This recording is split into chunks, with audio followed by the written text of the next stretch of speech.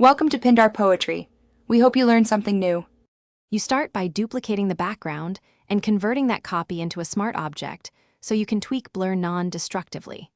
Once done, isolate the subject with a quick selection and add a layer mask if you want background or subject-specific blur. Make sure to hide or reveal mask areas to control where blur appears. This sets you up to apply motion blur filters and adjust parameters without altering the original pixels, letting you refine direction and strength later.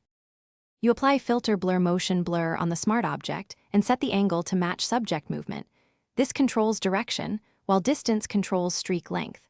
Once applied, make subtle adjustments. Lower opacity to reduce effect or duplicate the smart object for stronger streaks.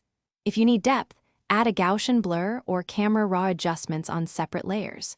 Make sure to refine the smart object's layer mask so blur fades naturally around edges, avoiding harsh cutoffs that break realism. You finish by balancing the image.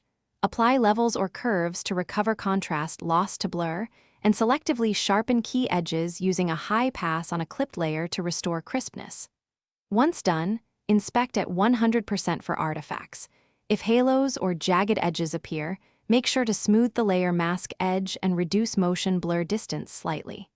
If blur looks uniform, vary strength across mask or paint in additional blur on a separate smart object for controlled realism. Thanks for watching.